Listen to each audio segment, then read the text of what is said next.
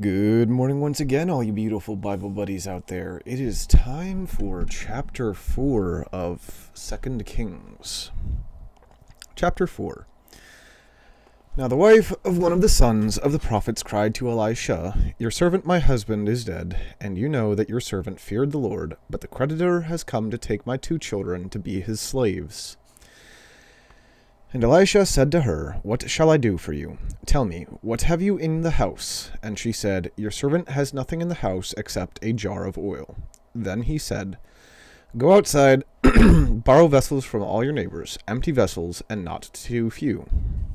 Then go in and shut the door behind yourself and your sons, and pour into all these vessels, and when one is full, set it aside." So she went from him and shut the door behind herself and her sons, and as she poured, they brought the vessels to her. When the vessels were full, she said to her son, "Bring me another vessel." And he said to her, "There is not another." Then the oil stopped flowing. She came and told the man, I want to close this window here real quick. Oh, good, recording, okay. She came and told the man of God, and he said, "Go, sell the oils and pay your debts, and you and your sons can live on the rest."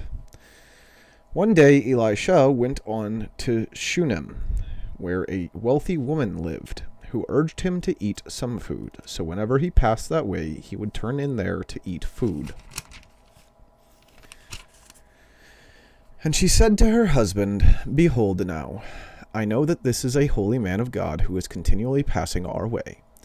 Let us make a small room on the roof with walls, and put there for him a bed, a table, a chair, and a lamp, so that whenever he comes to us, he can go in there." One day he came there, and he turned into the chamber and rested there. And he said to Gehazi, his servant, "Call this Shunammite." When he had called her, she stood before him, and he said to him, "Say now to her, 'See, you have taken all this trouble for us. What is to be done for you? Would you have a word spoken on your behalf to the king or to the commander of the army?" She answered, "I dwell among my own people." And he said, "What then is to be done for her?" Gehazi answered, "Well, she has no son, and her husband is old." He said, "Call her." And when he had called her, she stood in the doorway. And he said, "At this season, about this time next year, you shall embrace a son." And she said, "No, my lord, O man of God, do not lie to your servant." But the woman conceived, and she bore a son about that time the following spring, as Elisha had said to her. When the child had grown, he went out one day to his father among the reapers. And he said to his father, "Oh, my head, my head." The father said to his servant, "Carry him to his mother." And when he had lifted him and brought him to his mother, the child sat on her lap till noon, and then he died. And she went up and laid him on the bed of the man of God, and shut the door behind him, and went out. Then she called to her husband and said, "Send me one of the servants and one of the donkeys, that I may quickly go to the man of God and come back again." And he said, "Why will you go to him today? It is neither new moon nor Sabbath." She said, "All is well." Then she saddled the donkey, and she said to her servant, "Urge the animal on. Do not slacken the pace for me, unless I tell you." So she set out and came to the man of God at Mount Carmel. When the man of God saw her coming, he said to Gehazi his servant, "Look, there is the Shunammite. Run at once to meet her, and say to her, 'Is all well with you? Is all well with your husband? Is all well with the child?' And she answered, 'All is well.' And when she came to the mountain to meet the man of God, she caught a hold of his feet, and Gehazi came to push her away. But the man of God said, 'Leave her alone, for she is in bitter distress, and the Lord has hidden it from me and has not told me.' Then she said, 'Did I ask my lord for a son? Did I not say, do not deceive me?' He said to Gehazi, 'Tie up your garment and take my staff in your hand and go. If you meet anyone, do not greet him, and if anyone greets you, do not reply, and lay my staff on the face of the child.' Then the mother of the child said, 'As the Lord lives, and as you yourself live, I will not leave you.' So he arose and followed her. Gehazi went on ahead and laid the staff on the face of the child, but there was no sound or sign of life. Therefore he returned to meet him and told him, "The child has not awakened." When Elisha came into the house, he saw the child lying dead on his bed. So he went in and shut the door behind the two of them and prayed to the Lord. Then he went up and lay on the child, putting his mouth on his mouth, his eyes on his eyes, and his hands on his hands.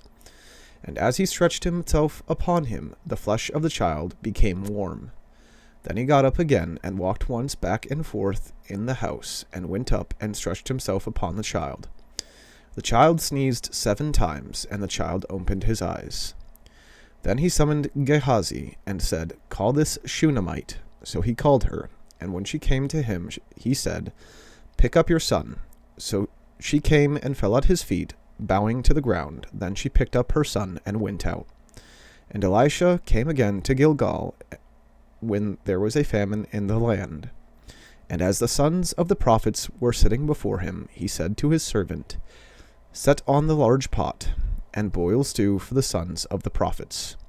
One of them went out into the field to gather herbs, and found a wild vine, and gathered from it his lap full of wild gourds, and came and cut them up into the pot of stew, not knowing what they were. And they poured out some for the men to eat. But while they were eating of the stew, they cried out, "O man of God, there is death in the pot." And they could not eat it. He said, "Then bring flour." And he threw it into the pot and said, "Pour some out for the men, that they may eat." And there was no harm in the pot. A man came from Baal Shalisha, bringing the man of God bread of the firstfruits, 20 loaves of barley, and fresh ears of grain in his sack. And Elisha said, "Give to the men, that they may eat." But his servant said, "How can I set this before 100 men? So he repeated, "Give them to the men, that they may eat. For thus says the Lord, they shall eat and have some left." So he set it before them, and they ate and had some left, according to the word of the Lord. Which brings us to chapter 5. Naaman, commander of the army of the king of Syria, was a great man with his master, and in high favor, because by him the Lord had given victory to Syria. He was a mighty man of valor, but he was a leper. Now the Syrians on one of their raids had carried off a little girl from the land of Israel, and she worked in the service of Naaman's wife. She said to her mistress, Would that my Lord were with the prophet who is in Samaria. He would cure him of his leprosy." So Naaman went in and told his lord, "Thus and so spoke the girl from the land of Israel." And the king of Syria said, "Go now, and I will send a letter to the king of Israel." So he went, taking with him 10 talents of silver, 6,000 shekels of gold, and 10 changes of clothing. And he brought the letter to the king of Israel, which read, "When this letter reaches you, know that I have sent to you Naaman my servant, that you may cure him of his leprosy." And when the king of Israel read the letter, he tore his clothes and said, "Am I God, to kill and to make alive, that this man sends word to me to cure a man of his leprosy? Only consider and see how he is seeking a quarrel with me." But when Elisha, the man of God, heard that the king of Israel had torn his clothes, he sent to the king, saying, "Why have you torn your clothes? Let him come now to me, that he may know that there is a prophet in Israel." So Naaman came with his horses and chariots and stood at the door of Elisha's house. And Elisha sent a messenger to him, saying, "Go and wash in the Jordan 7 times, and your flesh shall be restored, and you shall be clean." But Naaman was angry and went away, saying, "Behold, I thought that he would surely come out to me and stand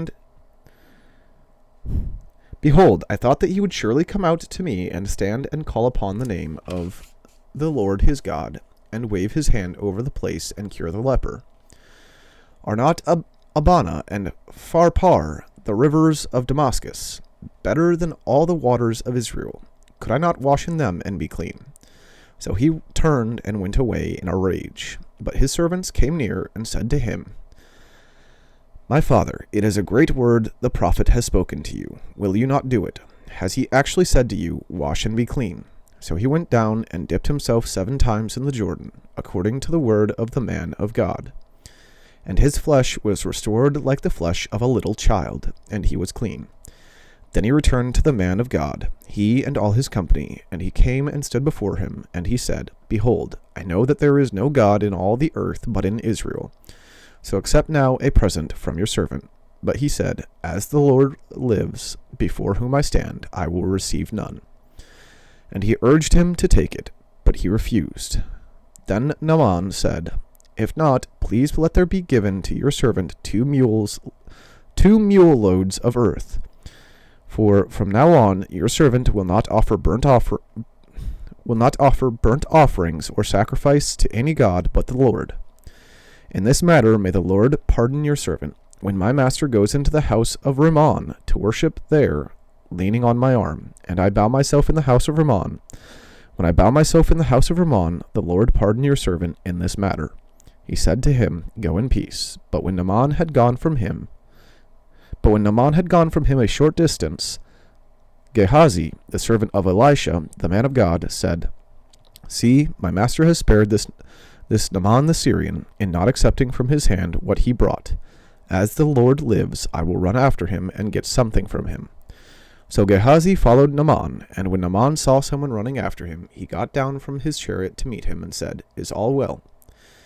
And he said, All is well. My master has sent me to say, There have just now come to me from the hill country of Ephraim 2 young men of the sons of the prophets. Please give them a talent of silver and 2 changes of clothing. And Naaman said, Be pleased to accept 2 talents. And he urged him and tied up 2 talents of silver in 2 bags with 2 changes of clothes, and laid them on 2 of his servants. And they carried them before Gehazi. And when he came to the hill, he took them from their hand and put them in the house, and he sent the men away, and they departed. He went in and stood before his master, and Elisha said to him, Where have you been, Gehazi? And he said, Your servant went nowhere.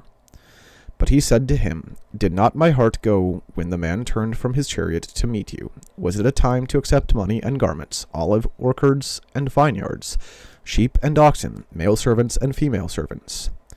Therefore the leprosy of Naaman shall cling to you and to your descendants forever. So he went out from his presence a leper like snow.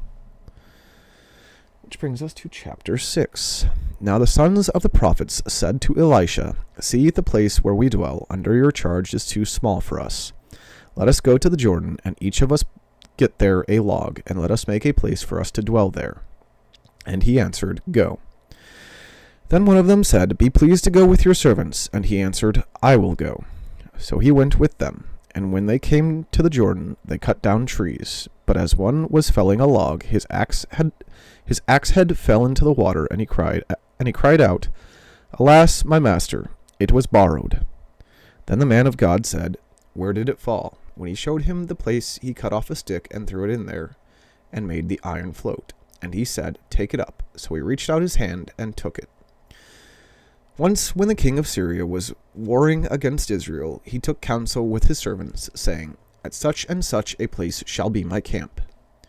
But the man of God sent word to the king of Israel, Beware that you do not pass this place, for the Syrians are going down there. And the king of Israel sent to the place about which the man of God told him. Thus he used to warn him, so that he saved himself there more than once or twice. And the mind of the king of Syria was greatly troubled because of this thing. And he called his servants and said to them, Will you not show me who of us is for the king of Israel? And one of his servants said, None, my lord, O king. But Elisha the prophet, who is in Israel, tells the king of Israel the words that you speak in your bedroom. And he said, Go and see where he is, that I may send and seize him. It was told him, Behold, he is in Dothan. So he sent their horses and chariots and a great army, and they came by night and surrounded the city. When the servant of the man of God rose early in the morning and went out, behold, an army with horses and chariots was all around the city. And the servant said, "Alas, my master, what shall we do?" He said, "Do not be afraid, for those who are with us are more than those who are with them." Then Elisha prayed and said, "O Lord, please open his eyes that he may see." So the Lord opened the eyes of the young men, and he saw, and behold, the mountain was full of horses and chariots of fire all around Elisha. And when the Syrians came down against him, Elisha prayed to the Lord and said, "Please strike this people with blindness." So he struck them with blindness in accordance with the prayer of Elisha. Wow. I've heard this story before, but man, anyways. And Elisha said to them, "This is not the way, and this is not the city. Follow me, and I will bring you to the man whom you seek." And he led them to Samaria. As soon as they entered Samaria, Elisha said, "O Lord, open the eyes of these men, that they may see." So the Lord opened their eyes, and they saw, and behold, they were in the midst of Samaria. As soon as the king of Israel saw them, he said to Elisha, "My father, shall I strike them down? Shall I strike them down?" He answered, "You shall not strike them down. Would you strike down those whom you have taken captive with your sword and with your bow? Set bread and water before them, that they may eat and drink and go to their master." So he prepared for them a great feast, and when they had eaten and drunk, he sent them away, and they went to their master. And the Syrians did not come again on raids into the land of Israel. Afterward, Ben-Hadad, king of Syria, mustered his entire army and went up and besieged Samaria.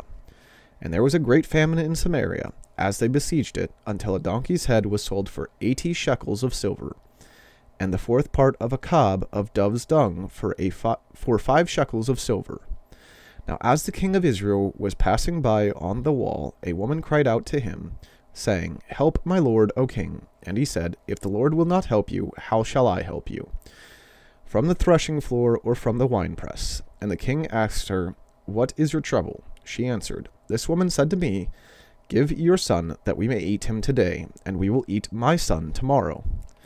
This sounds familiar to the story with Solomon. Divide the child.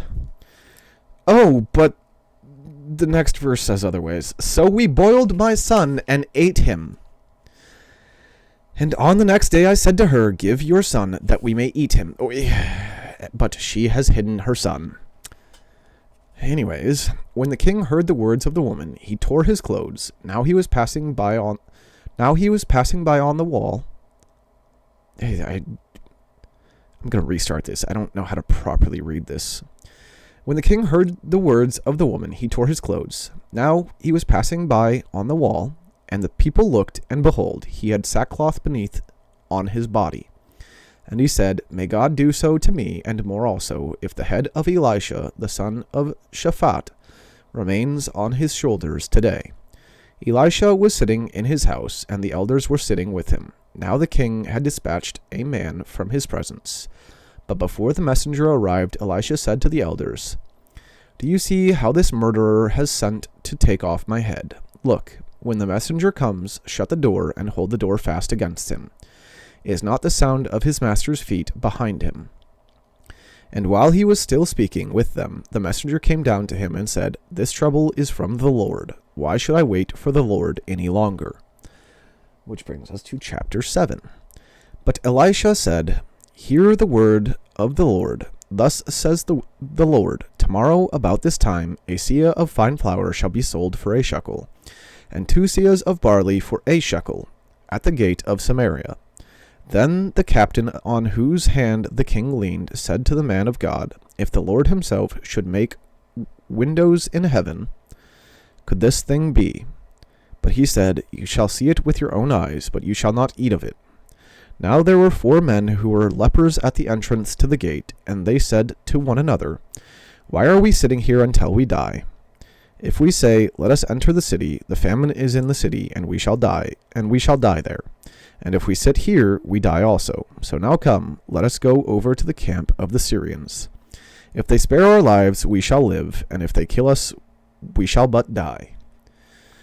So they arose at twilight to go to the camp of the Syrians. But when they came to the edge of the camp of the Syrians, behold, there was no one there.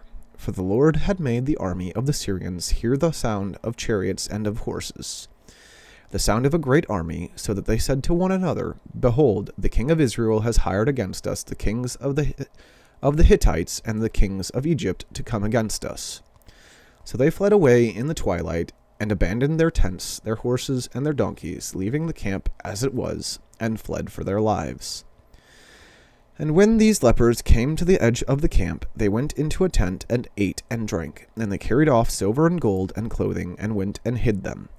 Then they came back and entered another tent, and carried off things from it, and went and hid them. Then they said to one another, We are not doing right. This day is a day of good news. If we are silent and wait until the morning light, punishment will overtake us. Now therefore come, let us go and tell the king's household. So they came and called to the gatekeepers of the city, and told them, We came to the camp of the Syrians, and behold, there was no one to be seen or heard there, nothing but the horses tied, and the donkeys tied, and the tents as they were. Then the gatekeepers called out, and it was told within the king's household. And the king rose in the night, and said to his servants, I will tell you what the Syrians have done to us. They know that we are hungry. Therefore they have gone out of the camp to hide themselves in the open country, thinking, When they come out of the city, we shall take them alive and get into the city. And one of his servants said, Let some men take 5 of the remaining horses, seeing that those who are left here will fare like the whole multitude.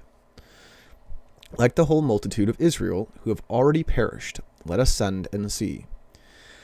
So they took 2 horsemen, and the king sent them after the army of the Syrians, saying, Go and see. So they went after them as far as the Jordan, and behold, all the way was littered with garments and equipment that the Syrians had thrown away in their haste. And the messengers returned and told the king. Then the people went out and plundered the camp of the Syrians. So a seah of fine flour was sold for a shekel, and 2 seahs of barley for a shekel, according to the word of the Lord. Now the king had appointed the captain on whose hand he leaned to have charge of the gate, and the people trampled him in the gate, so that he died, as the man of God had said when the king came down to him. For when the man of God had said to the king, 2 seahs of barley shall be sold for a shekel, and a seah of fine flour for a shekel, about this time tomorrow in the gate of Samaria, the captain had answered the man of God, If the Lord himself should make windows in heaven, could such a thing be? And he had said, You shall see it with your own eyes, but you shall not eat of it. And so it happened to him, for the people trampled him in the gate, and he died. Which brings us to chapter 8. Now Elisha had said to the woman whose son he had restored to life, Arise and depart with your household, and sojourn wherever you can, for the Lord has called for a famine, and it will come upon the land for 7 years. So the woman arose and did according to the word of the man of God. She went with her household, and sojourned in the land of the Philistines 7 years. And at the end of the 7 years, when the woman returned from the land of the Philistines, she went to appeal to the king for her house and her land. Now the king was talking with Gehazi, the servant of the man of God, saying, Tell me all the great things that Elisha has done. And while he was telling the king how Elisha had restored the dead to life, behold, the woman whose son he had restored to life appealed to the king for her house and her land. And Gehazi said, My lord, O king, here is the woman, and here is her son, whom Elisha restored to life. And when the king asked the woman, she told him. So the king appointed an official for her, saying, Restore all that was hers, together with all the produce of the fields from the day that she left the land until now. Now Elisha came to Damascus. Ben-Hadad, the king of Syria, was sick, and when it was told him, The man of God has come here, the king said to Hazael, Take a present with you, and go to meet the man of God, and inquire of the Lord through him, saying, Shall I recover from this sickness? So Hazael went to meet him, and took a present with him, all kinds of goods of Damascus, 40 camels' loads. When he came and stood before him, he said, Your son Ben-Hadad, king of Syria, has sent me to you, saying, Shall I recover from this sickness? And Elisha said to him, Go, say to him, You shall certainly recover, but the Lord has shown me that he shall certainly die. And he fixed his gaze and stared at him until he was embarrassed, and the man of God wept. And Hazael said, Why does my lord weep? He answered, Because I know the evil that you will do to the people of Israel. You will set on fire their fortresses, and you will kill their young men with the sword, and dash in pieces their little ones, and rip open their pregnant women. And Hazael said, What is your servant, who is but a dog, that he should do this great thing? Elisha answered, The Lord has shown me that you are to be king over Syria. Then he departed from Elisha and came to his master, who said to him, What did Elisha say to you? And he answered, He told me that you would certainly recover. But the next day he took the bedcloth and dipped it in water and spread it over his face till he died, and Hazael became king in his place. In the 5th year of Joram, the son of Ahab, but he technically didn't recover. In the 5th year of Joram, the son of Ahab, it never specified that he recovered. In the 5th year of Joram, the son of Ahab, king of Israel, when Jehoshaphat was king of Judah, Jehoram, the son of Jehoshaphat, king of Judah, began to reign. He was 32 years old when he became king, and he reigned 8 years in Jerusalem. And he walked in the way of the kings of Israel, as the house of Ahab had done, for the daughter of Ahab was his wife. And he did what was evil in the sight of the Lord. Yet the Lord was not willing to destroy Judah for the sake of David his servant, since he promised to give a lamp to him and to his sons forever. In his days Edom revolted from the rule of Judah and set up a king of their own. Then Joram passed over to Zair with all his chariots and rose by night. And he and his chariot commanders struck the Edomites who had surrounded him, but his army fled home. So Edom revolted from the rule of Judah to this day. Then Libnah revolted at the same time. Now the rest of the acts of Joram and all that he did, are they not written in the book of the Chronicles of the kings of Judah? So Joram slept with his fathers and was buried with his fathers in the city of David, and Ahaziah his son reigned in his place. In the 12th year of Joram, the son of Ahab, king of Israel, Ahaziah, the son of Jehoram, king of Judah, began to reign. Ahaziah was 22 years old when he began to reign, and he reigned 1 year in Jerusalem. His mother's name was Athaliah. Athaliah. She was a granddaughter of Omri, king of Israel. He also walked in the way of the house of Ahab. And did what was evil in the sight of the Lord, as the house of Ahab had done, for he was son-in-law to the house of Ahab. He went with Joram the son of Ahab to make war against Hazael, king of Syria, at Ramoth-Gilead, and the Syrians wounded Joram.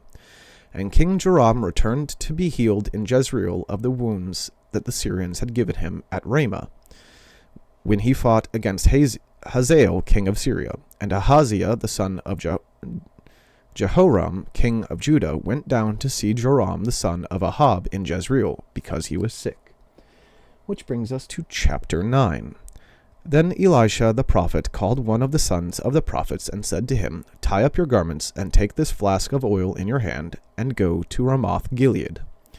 And when you arrive, look there for Jehu the son of Jehoshaphat, son of Nimshi, and go in and have him rise from among his fellows, and lead him to an inner chamber. Then take the flask of oil and pour it on his head, and say, Thus says the Lord, I anoint you king over Israel. Then open the door and flee, do not linger. So the young man, the servant of the prophet, went to Ramoth-Gilead. And when he came, behold, the commanders of the army were in council, and he said, I have a word for you, O commander. And Jehu said, To which of us all? And he said, To you, O commander. So he arose and went into the house, and the young man poured the oil on his head, saying to him, Thus says the Lord, the God of Israel, I anoint you king over the people of the Lord over Israel. And you shall strike down the house of Ahab your master, so that I may avenge on Jezebel the blood of my servants the prophets, and the blood of all the servants of the Lord. I'm going to restart that one. And you shall strike down the house of Ahab your master, so that I may avenge on Jezebel the blood of my servants the prophets, and the blood of all the servants of the Lord. For the whole house of Ahab shall perish, and I will cut off from Ahab every male, bond or free, in Israel. And I will make the house of Ahab like the house of Jeroboam the son of Nebat, and like the house of Baasha the son of Ahijah. And the dogs shall eat Jezebel in the territory of Jezreel, and none shall bury her. Then he opened the door and fled. When Jehu came out to the servants of his master, they said to him, Is all well? Why did this mad fellow come to you? And he said to them, You know the fellow and his talk. And they said, That is not true. Tell us now. And he said, Thus and so he spoke to me, saying, Thus says the Lord, I anoint you king over Israel. Then in haste every man of them took his garment and put it under him on the bare steps, and they blew the trumpet and proclaimed, Jehu is king. Thus Jehu the son of Jehoshaphat the son of Nimshi conspired against Joram. Now Joram with all Israel had been on guard at Ramoth-Gilead against Hazael king of Syria. But King Joram had returned to be healed in Jezreel of the wounds that the Syrians had given him when he fought with Hazael king of Syria. So Jehu said, If this is your decision, then let no one slip out of the city to go and tell the news in Jezreel. Then Jehu mounted his chariot and went to Jezreel, for Joram lay there, and Ahaziah king of Judah had come down to visit Joram. Now the watchman was standing on the tower in Jezreel, and he saw the company of Jehu as he came, and said, I see a company. And Joram said, Take a horseman and send to meet them, and let him say, Is it peace? So a man on a horseback went to meet him, and said, Thus says the king, Is it peace? And Jehu said, What do you have to do with peace? Turn around and ride behind me. And the watchman reported, saying, The messenger reached them, but he is not coming back. Then he sent out a second horseman, who came to them, and said, Thus the king has said, Is it peace? And Jehu answered him, What do you have to do with peace? Turn around and ride behind me. Again the watchman reported, He reached them, but he is not coming back. And the driving is like the driving of Jehu the son of Nimshi, for he drives furiously. Joram said, Make ready. And they made ready his chariot. Then Joram king of Israel and Ahaziah king of Judah set out, each in his chariot, and went to meet Jehu, and met him at the property of Naboth the Jezreelite. And when Joram saw Jehu, he said, Is it peace, Jehu? He answered, What peace can there be, so long as the whorings and the sorceries of your mother Jezebel are so many? Then Joram reined about and fled, saying to Ahaziah, Treachery, O Ahaziah! And Jehu drew his bow with his full strength, and shot Joram between the shoulders, so that the arrow pierced his heart, and he sank in his chariot. Jehu said to Bidkar his aide, Take him up and throw him on the plot of ground belonging to Naboth the Jezreelite. For remember, when you and I rode side by side behind Ahab his father, how the Lord made this pronouncement against him. As surely as I saw yesterday the blood of Naboth and the blood of his sons, declares the Lord, I will repay you on this plot of ground. Now therefore take him up and throw him on the plot of ground, in accordance with the word of the Lord. When Ahaziah the king of Judah saw this, he fled in the direction of Beth-Hagan. And Jehu pursued him and said, Shoot him also. And they shot him in the chariot at the ascent of Gur. Gur? Gur,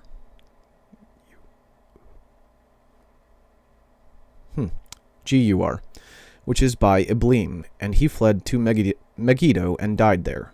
His servants carried him in a chariot to Jerusalem and buried him in his tomb with his fathers in the city of David. In the 11th year of Joram, the son of Ahad, Ahaziah began to reign over Judah. When Jehu came to Jezreel, Jezebel heard of it, and she painted her eyes and adorned her head and looked out of the window.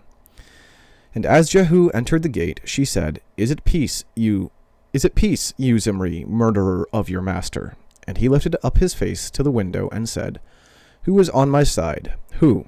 Two or three eunuchs looked out at him. He said, "Throw her down." So they threw her down, and some of her blood spattered on the wall and on the horses, and they trampled on her. Then he went in and ate and drank, and he said, "See now to this cursed woman, and bury her, for she is a king's daughter." But when they went to bury her, they found no more of her than the skull and the feet and the palms of her hands. When they came back and told him, he said, "This is the word of the Lord, which he spoke by his servant Elijah the Tishbite. In the territory of Jezreel the dogs shall eat the flesh of Jezebel. And the corpse of Jezebel shall be as dung on the face of the field in the territory of Jezreel, so that no one can say, 'This is Jezebel.'" Which brings us to chapter 10. Now Ahab had 70 sons in Samaria, so Jehu wrote letters and sent them to Samaria, to the rulers of the city, to the elders and to the guardians of the sons of Ahab, saying, "Now then, as soon as this letter comes to you, seeing your master's sons are with you, and that there are with you chariots and horses, fortified cities also, and weapons, select the best and the finest of your master's sons, and set him on his father's throne, and fight for your master's house." But they were exceedingly afraid, and said, "Behold, the 2 kings could not stand before him. How then can we stand?"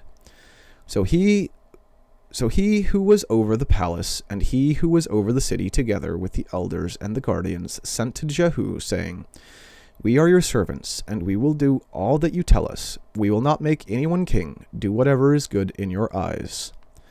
Then he wrote to them a second letter, saying, "If you are on my side, and if you are ready to obey me, take the heads of your master's sons, and come to me at Jezreel tomorrow at this time."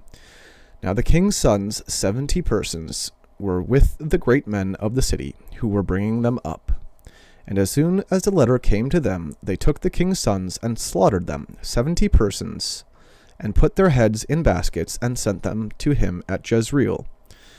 When the messenger came and told him, "They have brought the heads of the king's sons," he said, "Lay them in 2 heaps at the entrance of the gate until the morning." Then in the morning, when he went out, he stood and said to all the people, "You are innocent. It was I who conspired against my master and killed him. But who struck down all these? Know then that there shall fall to the earth nothing of the word of the Lord, which the Lord spoke concerning the house of Ahab. For the Lord has done what he said by his servant Elijah." So Jehu struck down all who remained of the house of Ahab in Jezreel, all his great men and his closest friends and his priests, until he left him none remaining. Then he set out and went to Samaria. On the way, when he was at Beth-Eked of the shepherds, Jehu met the relatives of Ahaziah, king of Judah. And he said, "Who are you?" And they answered, "We are the relatives of Ahaziah, and we came down to visit the royal princes and the sons of the queen mother." He said, "Take them alive." And they took them alive and slaughtered them at the pit of Beth-Eked, 42 persons, and he spared none of them. And when he departed from there, he met Jehonadab, the son of Rechab, coming to meet him. And he greeted him and said to him, "Is your heart true to my heart as mine is to yours?" And Jehonadab answered, "It is." Jehu said, "If it is, give me your hand." So he gave him his hand, and Jehu took him up with him into the chariot. And he said, "Come with me, and see my zeal for the Lord." So he had him ride in his chariot. And when he came to Samaria, he struck down all who remained to Ahab in Samaria, till he had wiped them out, according to the word of the Lord that he spoke to Elijah. Then Jehu assembled all the people and said to them, "Ahab served Baal a little, but Jehu will serve him much. Now therefore call to me all the prophets of Baal, all his worshippers and all his priests. Let none be missing, for I have a great sacrifice to offer to Baal. Whoever is missing shall not live." But Jehu did it with cunning in order to destroy the worshippers of Baal. And Jehu ordered, "Sanctify a solemn assembly for Baal." So they proclaimed it. And Jehu sent throughout all Israel, and all the worshippers of Baal came, so that there was not a man left who did not come. And they entered the house of Baal, and the house of Baal was filled from one end to the other. he said to him who was in charge of the wardrobe, "Bring out the vestments for all the worshippers of Baal." So he brought out the vestments for them. Then Jehu went into the house of Baal with Jehonadab the son of Rechab. And he said to the worshippers of Baal, "Search, and see that there is no servant of the Lord here among you, but only the worshippers of Baal." Then they went in to offer sacrifices and burnt offerings. Now Jehu had stationed 80 men outside, and said, "The man who allows any of those whom I give into your hands to escape shall forfeit his life." So as soon as he had made an end of offering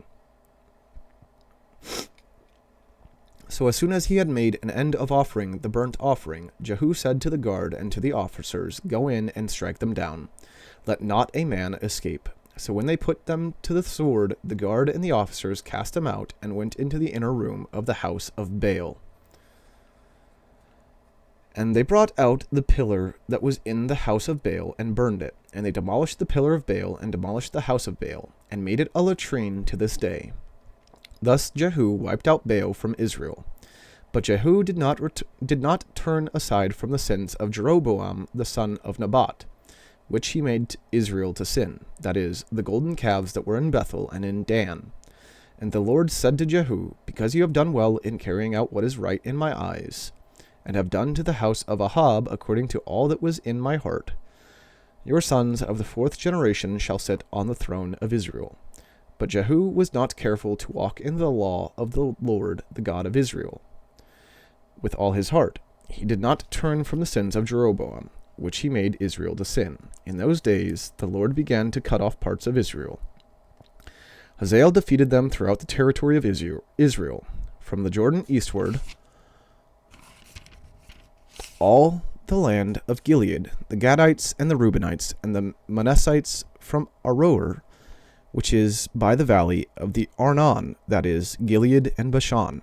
Now the rest of the acts of Jehu, and all that he did, and all his might, are they not written in the book of the Chronicles of the kings of Israel? So Jehu slept with his fathers, and they buried him in Samaria, and Jehoahaz his son reigned in his place. The time that Jehu reigned over Israel and Samaria was 28 years. Which brings us to chapter 11, which should be short enough for us to finish. Now then, Athaliah, the mother of Ahaziah, saw that her son was dead. She arose and destroyed all the royal family.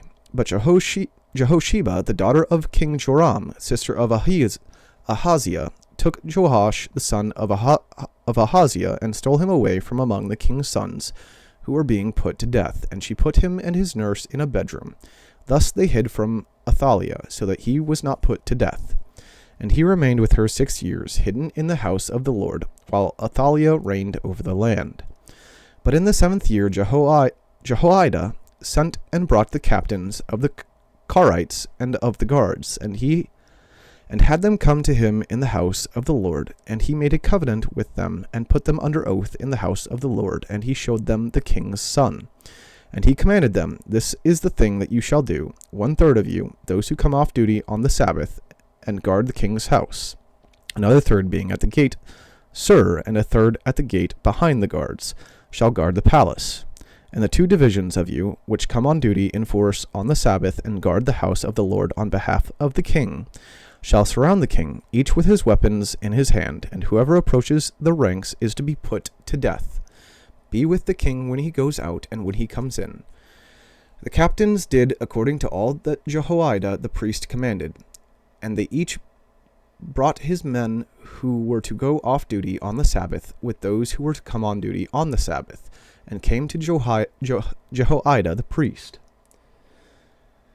And the priest gave to the captains the spears and the shields that had been King David's, which were in the house of the Lord. And the guard stood, every man with his weapons in his hand, from the south side of the house to the north side of the house, around the altar and the house on behalf of the king. Then he brought out the king's son, and put the crown on him, and gave him the testimony. And they proclaimed him king, and anointed him. And they clapped their hands, and said, "Long live the king." When Athaliah heard the noise of the guard and of the people, she went into the house of the Lord to the people.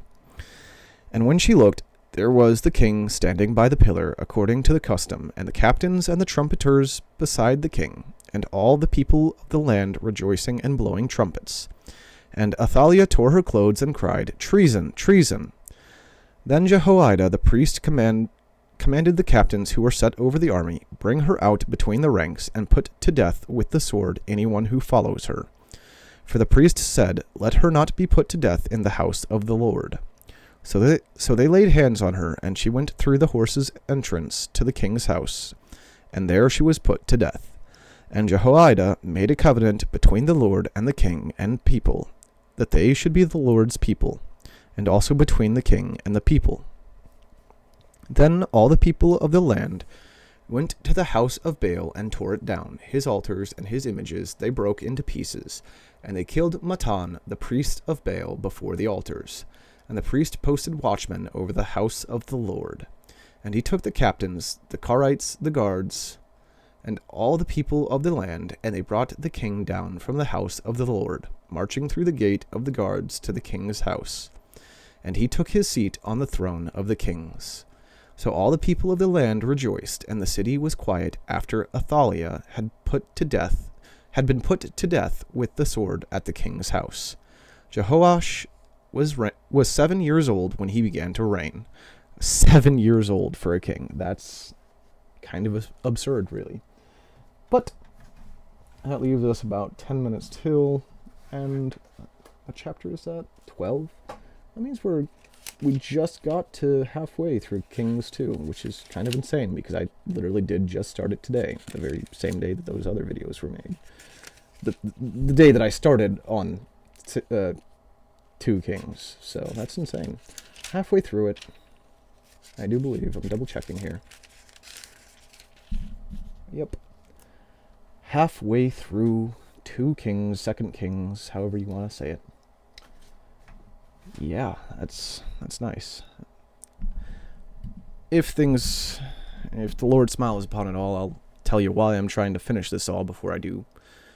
Well, after I finish reading the Bible, but before I am donezo with things and stuff and things. But for now, that is neither here nor there, and as always, God bless you all.